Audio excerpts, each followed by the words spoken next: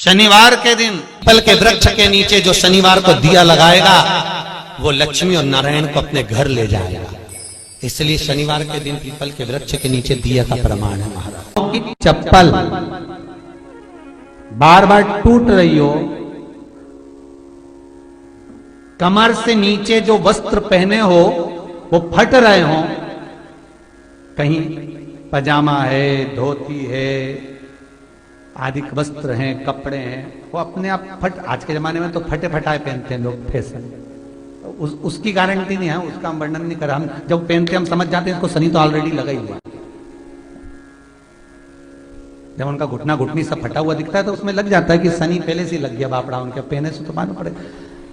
शनि का नियम है, शनि कथा कहती है पांव की चप्पल बार बार टूट रही हो, घिस गई हो, बद्दी टूट रही हो, कुछ कर रही हो, और अगर कमर से नीचे जो वस्त्र पहने हो वो अपने आप फट रहे हो, समझ लेना कि शनि पांव से प्रवेश कर रहा, मतलब अपनी प्रखरता शनि दिखा रहा। किसी मंदिर में गए महाराज और वहां जाने पर चप्पल चली गई तो समझ लेना शनि की कुदृष्टि अब पड़ना बंद होना चालू हो। तेरा क्या होगा रे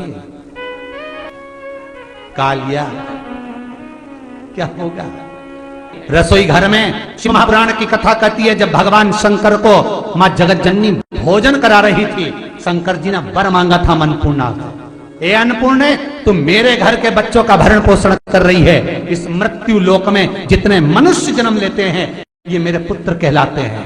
तो अन्नपूर्णा ने कहा चिंता मत करना भोलेनाथ, जिस जगह पर एक स्त्री, बेटी, कन्या या घर की बहू या बूढ़ी मां भोजन बनाएगी उस जगह पर मैं अन्नपूर्णा उसके शरीर में प्रवेश करूंगी। और वो रसोई घर नहीं होगा, वो मेरा और तुम्हारा मंदिर कहलाएगा। अब मंदिर में चप्पल पहनकर भोजन का निर्माण करना ये श्रेष्ठता नहीं। कोई भी ग्रह अनुकूल नहीं है, सब बेकार चल रहे हो, सब प्रतिकूल चल रहे हो, दूध के पात्र में दुर्वा डाल लो, पीपल के वृक्ष के नीचे चढ़ा कर आओ, राहु केतु शुक्र शनि जो भी गड़बड़ है सब सुधरना चालू हो जाता। दुर्वा का वो शनिवार तेरा है लो संभालो बालाजी पर। अगर एक लोटा जल चढ़ा रहे हो, आप भगवान शिव के मंदिर में जाकर अर्चना कर रहे हो, आराधना कर रहे हो, निवेदन कर रहे हो, एक बेलपत्र शिव की उठाकर धोकर वापिस शंकर को समर्पित कर रहे हो, शंकर भगवान का पंचाक्षर मंत्र नमः शिवाय जप रहे हो, शंकर भगवान का षडाक्षर मंत्र ओम नमः शिवाय जप रहे हो, या श्री शिवाय नमस्तुभ्यम का जाप कर रहे हो, तो ये निश्चित मानकर रखो कि आपके पीछे शनि नहीं पड़ेगा, आपके पीछे शंकर जरूर पड़ेगा। और शंकर जब हमारे पीछे पड़ेगा तो हमारा उद्धार अपने आप। शंकर से निवेदन करने के लिए, हमारी ग्रह दशा सुधारने के लिए जल के पात्र में 2 अक्षत के दाने, अक्षत भी पूर्ण अक्षत, पूर्ण अक्षत, खंडित नहीं, पूर्ण अक्षत भगवान शंकर को समर्पित करते। अरे भाई, शिव महापुराण की कथा को उठाकर देखिए, दुनिया के लोगों को शनि लगता है, शनि को शंकर लगता है। इसलिए शिव महापुराण की कथा कहती है यदि राहु है, केतु है, शनि है, मंगल है, बुध है, शुक्र है, शनि है, आपको कोई भी ग्रह परेशान कर रहा है, आपके जीवन में कोई ग्रह अगर अनिष्टकारी है, आपके जीवन में अगर कोई ग्रह अनिष्टता प्रदान कर रहा है, तो निवेदन है शंकर के मंदिर में जो कलश लेकर आप जाएं, जल लेकर जाएं, उस कलश में मात्र अक्षत के 2 दाने डालकर ले जाएं, मात्र 2 अक्षत के दाने। महाराज, शनिवार के दिन अगर शिव की आराधना करी जाए, शनिवार के दिन अगर शंकर को जल चढ़ाया जाए तो जिंदगी में व्यक्ति की कभी अकाल मृत्यु नहीं होती। को अगर मौका मिले तो नैमिषारण्य की भूमि पर जो चक्र तीर्थ है, उस चक्र तीर्थ को हमारे यहां पितरों की नाभि कहा गया।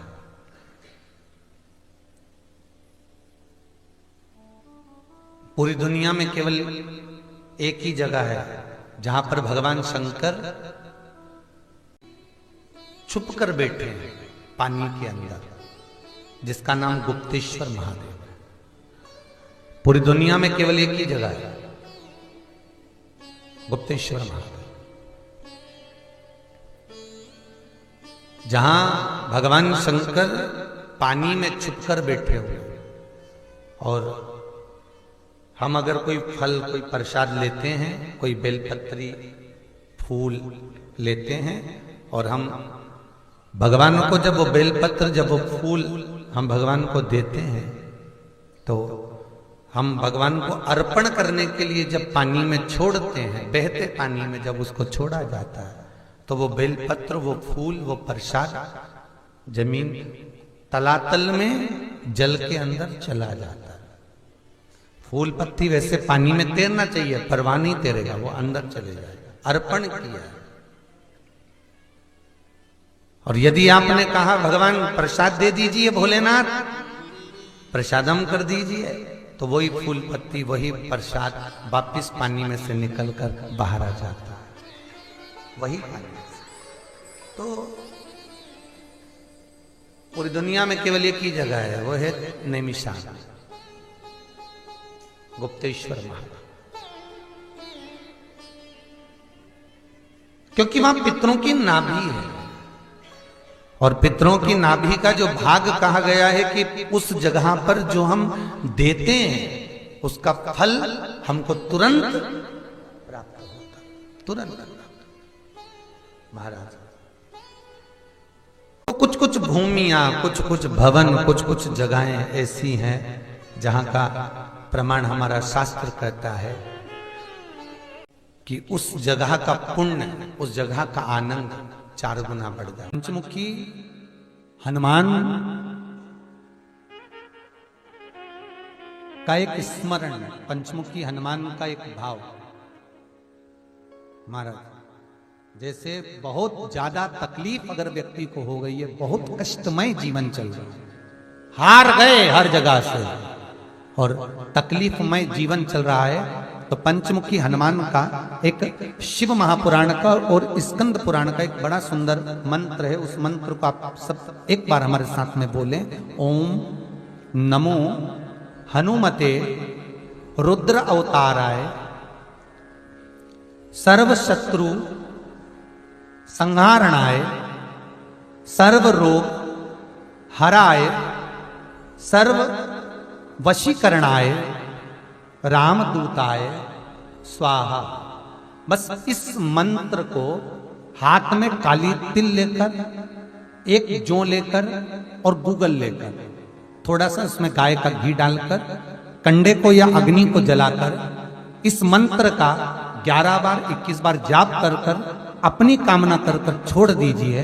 कैसा भी रोग हो, बीमारी हो, कष्ट हो, दुख हो, तकलीफ हो, 21 दिन के अंदर वो आनंद आना प्रारंभ कर देता है। इस मंत्र, स्कंद पुराण का, शिव महापुराण का ये मंत्र मूल पंचमुखी हनुमान सुख देंगे।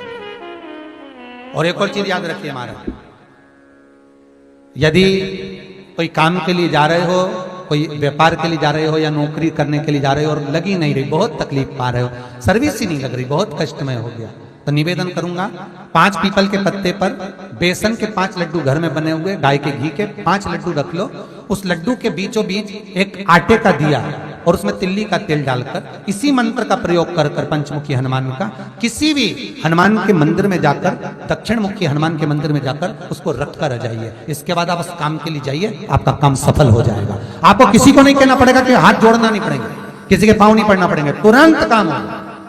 बस इस मंत्र का स्मरण कर कर पंचमुखी हनुमान का भूतेश्वर जो मंत्र है वो सुख देगा।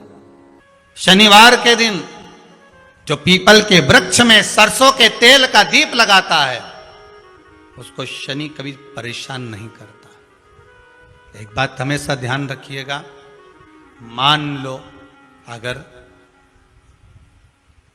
कोई भारी रोग ऐसा शनि महाराज के कारण हो गया हो, अच्छे काम करते करते उल्टे हो रहे हैं, होते हैं किसी किसी के साथ में, विपरीत परिस्थितियां आ जाती है, अच्छा करने जाओ बुरा हो जाता है,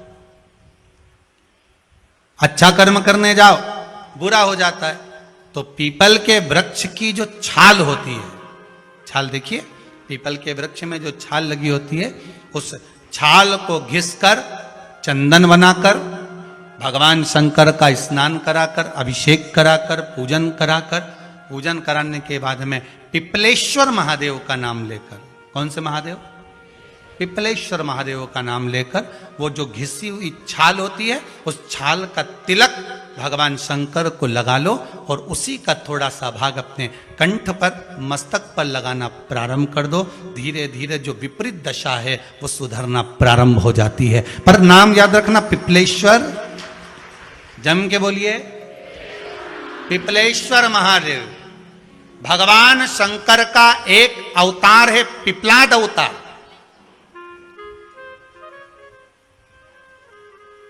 पिपलाद अवतार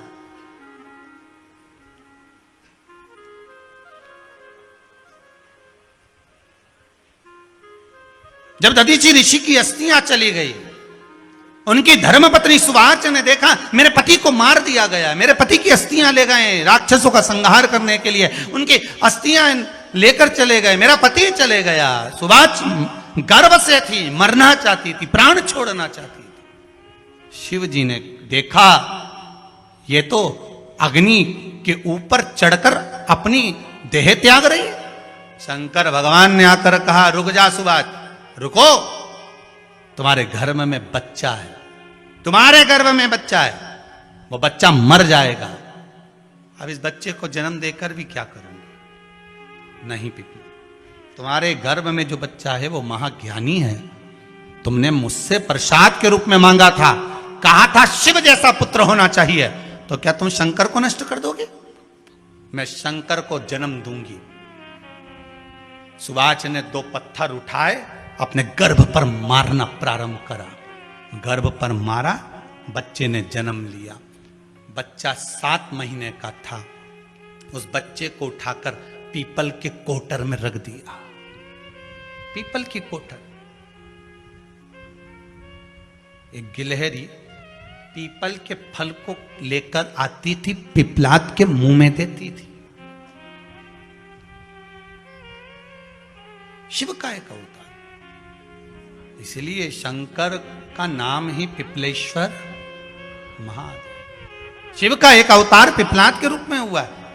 तुम क्यों चिंता करती हो? तुम चिंता मत करो, तुम्हारा पुत्र जन्म दो तुम। और दिया धन सुवाच ने, उसके बाद प्राणों को त्यागा। और उस पीपल के कोटर में अगर भरण पोषण करने वाला कोई था तो वह देवाधिदेव महादेव था। फिर निवेदन करेंगे, माता के गर्भ में बच्चा रहता है, उसका भरण पोषण करने वाला मेरा देवाधिदेव महादेव है।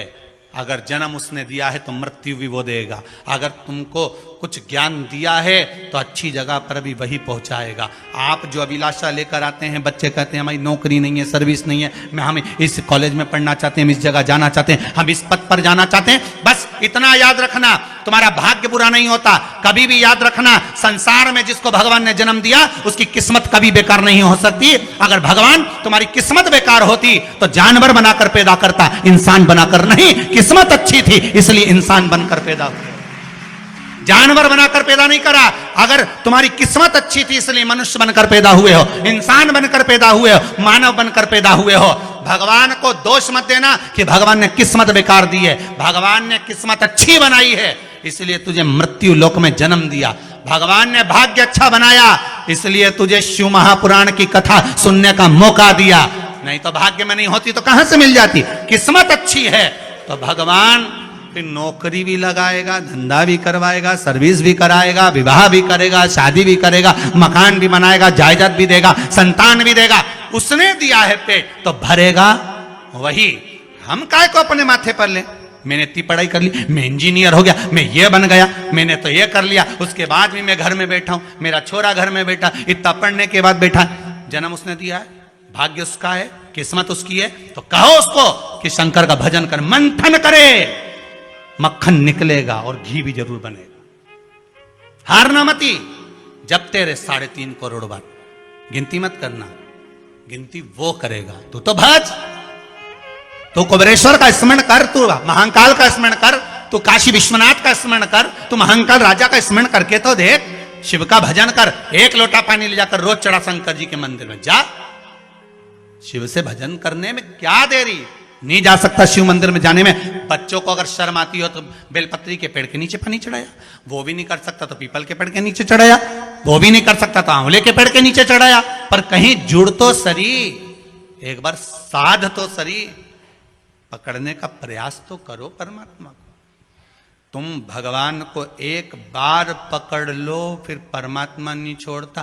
पूतना ने एक बार गोदी में लेके दूध पिलाया था, बाद में पूतना कह रही थी छोड़ दे छोड़ दे छोड़ दे, आकाश में उड़ गई, छोड़ दे छोड़ दे। भगवान के आई काय को मौसी, काय को आई, और आई है तो दूध पिलाया है तो फर्ज तो अदा करूंगा, ऐसे थोड़ी नहीं छोड़ दूंगा। तुम भगवान को एक लोटा पानी चढ़ा दोगे, भगवान को दूध चढ़ा दोगे तो भगवान ऐसे ही छोड़ देगा क्या? पकड़ लेगा, छोड़ेगा ही नहीं। फिर तुम कहोगे भगवान छोड़ दे, भगवान छोड़ दे। कहाँ कथा का रस लग गया लोगों को। अब दुनिया के लोग सोचते हैं अब मैं कथा भी हाल नहीं सुनूंगा। मेरे घर ताप्ती के दरवाजे पर शनि महाराज आए और एक दिन घूमते हुए श्री यमराज जी आ गए। और जब यमराज आए तो यमराज ने शनि महाराज को देखा और शनि महाराज को देखकर यमराज ने कहा, क्यों शनि तू अकेला अकेला ताप्ती के दरवाजे पर आ गया, तूने मुझे नहीं बोला? शनि ने कहा, भैया मुझे जीजी की याद आ रही थी, मुझे बहन की याद आ रही थी, इसलिए मैं ताप्ती से मिलने के लिए आ गया। जैसे ही यम और शनि महाराज दोनों आए, इतनी देर में यमुना को सूचना मिला कि यमुना को लगा कि मेरा भाई यमराज और शनि महाराज आए हैं तो वो भी ताप्ती से मिलने के लिए आए। जिस हस्तिनापुर में यमुना नहीं थी, जिस हस्तिनापुर में यमुना नहीं थी, जैसे ही शनि महाराज और यमराज आए और ताप्ती ने देखा, भैया आप दोनों बात कर रहे थे, इतनी देर में यमुना जी का आगमन हो गया। यमुना ने कहा, ताप्ती तूने दोनों भाइयों को बुलाया, मुझे नहीं बुलाया। अब प्रेम में समर्पण किसको कहते हैं, प्रेम में त्याग किसको कहते हैं? ये माता ताप्ती, यमराज, शनि महाराज और यमुना की कथा का स्मरण करिएगा, भाई बहनों की कथा का स्मरण करिएगा।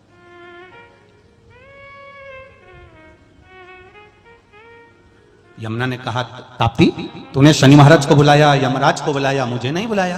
ताप्ती कहती है, तुझे बुलाने की जरूरत क्या दीदी, एक काम करना, तू तो मेरे करीब में हमेशा के लिए रहे, क्योंकि एक बहन अगर दूसरी बहन के पास रहेगी तो मुझे तो बल ही मिलेगा ना दीदी।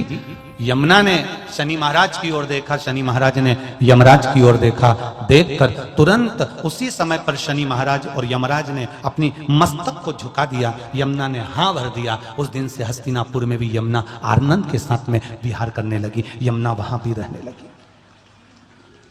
कभी दिल्ली जाओ तो यमुना जी का भी दर्शन होगा। हस्तिनापुर में यमुना रह रही है, यमुना विराजमान है। केवल एक क्षण का मिलन हुआ था और उसने त्याग दिया कि मैं अब यहां तेरे करीब में रहूंगा, तेरे नजदीक में रहूंगा।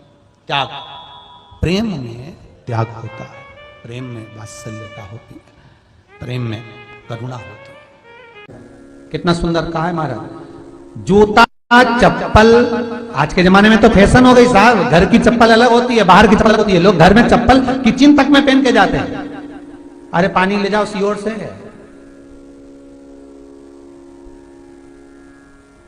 रसोई घर में लोग चप्पल पहन कर जाते हैं, जहां भगवान का प्रसाद बन रहा है, जहां अन्नपूर्णा निवास कर रही है, और पूछो तो करे किचन की चप्पल है तो माथे पे रख लो, किचन की है।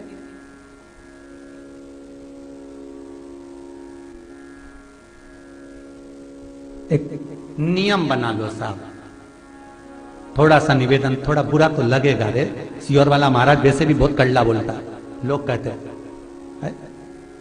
हम थोड़ा कड़ला जरूर बोलते हैं, पर निवेदन है आपसे, तुम अपनी मां को जरूर देखना एक बार। वो बूढ़ी मां कितनी बार किचन में चप्पल पहन कर गई, मुझे जरूर फोन कर बताना। बूढ़ी मां रसोई घर में आज भी बिना चप्पल के जाती है, और बहुओं की कहीं एड़ी नहीं फट जाए, ठंड नहीं बैठ जाए, इसलिए ये रसोई घर तक में चप्पल पहन कर जाती है। किचन की है, फिर तू कहां की है, तुम तो सोचना। में भी चप्पल, सूर्य नारायण की कथा पढ़ना, शनि महाराज की कथा पढ़ना, और गरुड़ पुराण की कथा पढ़ना। जिन जिन कथाओं का हम व्याख्यान कर रहे हैं उसको पढ़ना जरूर हो।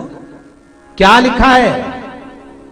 घर के अंदर जब चप्पल जाती है, रोग, बीमारी, कष्ट, तकलीफ चालू हो जाती है। तुमने चप्पल क्यों पहनी? ठंड नहीं बैठ जाए, रोग नहीं बैठ जाए।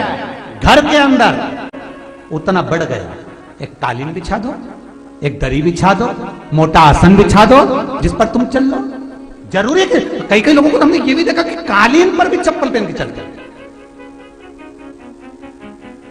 और ब्राह्मणों को भोजन परोस रहा है, गुरुजन को भोजन परोस रहा है, ठाकुर जी की थाली बना रहा है, ठाकुर जी का थाल लगा रहा है, तो भी चप्पल है पांव में। रुपया आ रहा है, जा रहा है, 1 रुपए कमा रहे हो, 100 रुपए खर्च हो रहा है, घर में पैसा नहीं दिख रहा। तो महाराज शिव महापुराण की कथा कहती है, काले कलर के तिल को लेकर उसके साथ में थोड़ा सा चावल, तीनों को एक कटोरी में रख लो।